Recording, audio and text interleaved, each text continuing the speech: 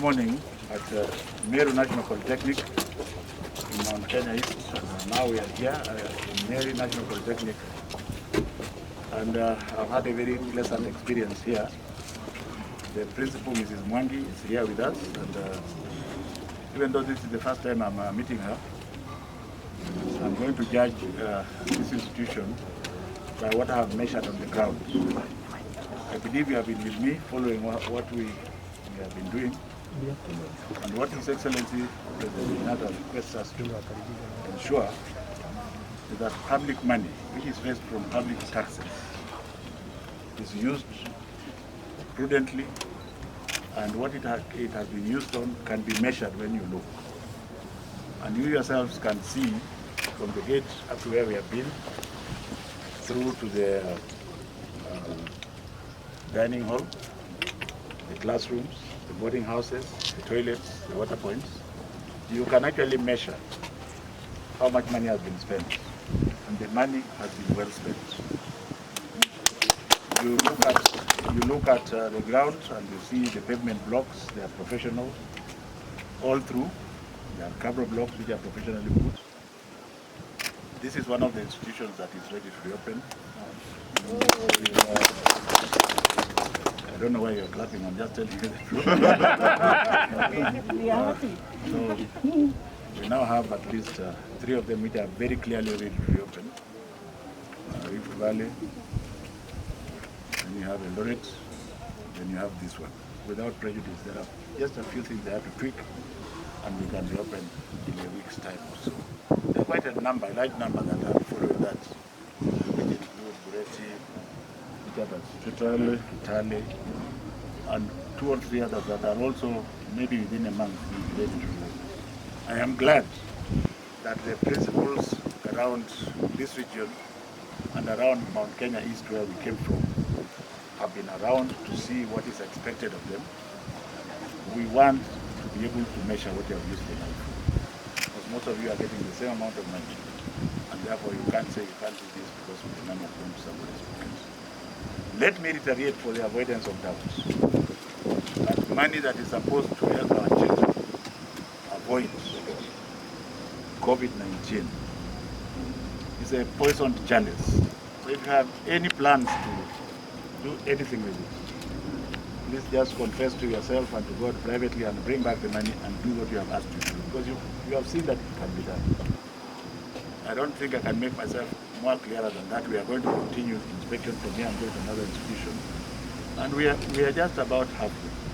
If you had to ask how many institutions are in a trajectory towards reopening, I would say about 40 going to 50%. What has annoyed me and perplexed me is one. This is week number 6.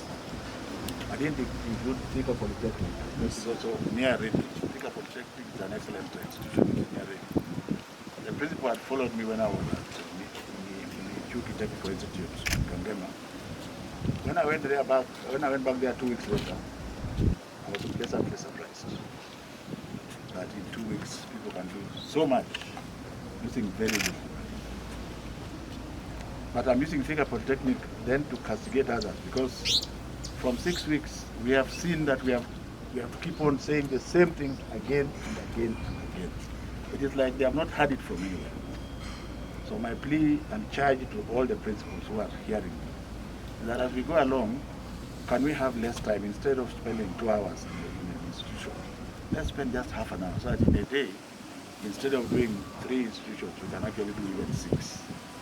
Because once you are ready and the curve has flattened, then we'll open in order to allow those children who had exams in March to do them, so that they can join the workforce up there. So I have a vacancy for 2 questions which are related to. Yes.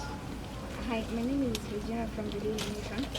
I wanted to ask about, you are assessing the preparedness of schools, yet there is no money that has been sent to them. How are they expected to prepare for the reopening if they have no money? I want to ask you to answer your question with a question. Have you followed me in this institution? I followed you in this one. What is your own assessment? I have said, and by the way, I am not fake. I was appointed by the wisdom of His Excellency President Uhuru Muigai Kenyatta, I am hands-on. I have come and inspected, and I am satisfied that Mrs. Mwangi here has used the money. You want me to ask her where she got the money from? Government money is government money. If you are intelligent enough to have cows, to get milk from the cows and sell the milk, that money belongs to government. So that mindset that there's only one source of money must stop. If I was to give her money to get ready, what would you use the money for? Because you are already ready. If you are asking me a question about primary and secondary schools, then you must be aware that money has been sent to them. And before you ask the question, go to the archives. You'll find that money has been sent with specific purposes, for the purposes that the money will be used. And I can tell you that even some of the secondary schools, is Ms. Lesuda here? There are some of secondary schools that are already ready to reopen.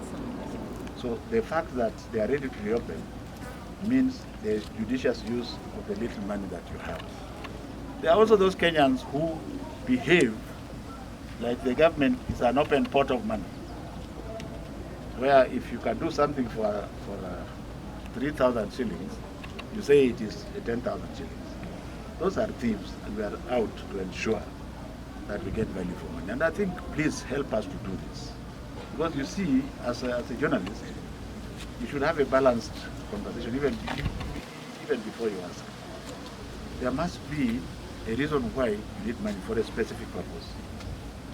One of the greatest challenges that we have now is masking the children. And the government is dealing with that issue momentarily. There are some masks which are being produced now with help from some other benefactors. And we have gone around and created the prototype of the mask with the doctors that know how effective the masks are. And we have also gone around to the market and got quotations, and we are producing a mask at 35 shillings, a mask that can last for 6 months. And each child, by the grace of God, will get 2 of them.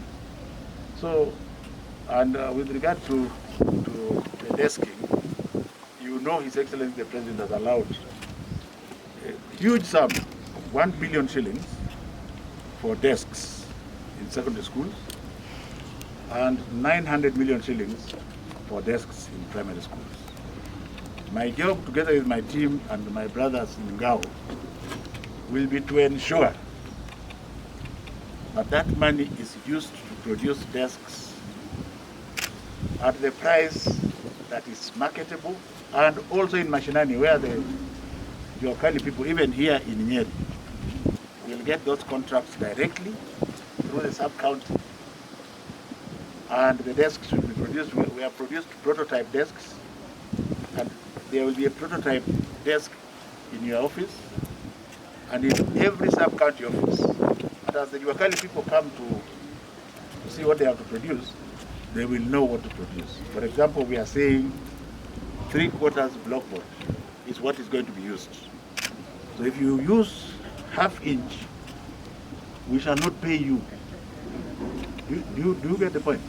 So we are doing so many things, but we can't be parading it to you all the time.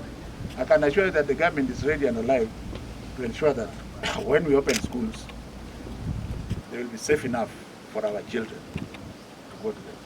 But for the colleges, with the wisdom of the principles which I see is taking shape, if they were to be ready a little earlier, and everything being equal, including the disease, ask me what would then stop us, because they are already in the middle of exams. Suppose they were ready in mid-November. What would stop us from telling them, come and finish the exams and go? And it is not my problem, it's also your problem as members of the fourth district, isn't it? Asante sana. I was really giving kindly away from this message. The question would be the issue of BOM teachers. What is the status of updates? And still say they haven't received money from government. Now, do you want to believe government or rumors? Do you want to believe government or rumors? Government is government. And when government says, in fact, my job is not that easy. Because the president, His Excellency the President has tasked me to ensure that the money in education docket is used for the purposes that it is required. Are you a Kenyan or a Ugandan? If you are a Kenyan, you will know that there may have been some exaggerations. Do you expect me, because of what you are saying, to pay people who don't exist? Yes or no? Do you expect me to pay people who don't exist?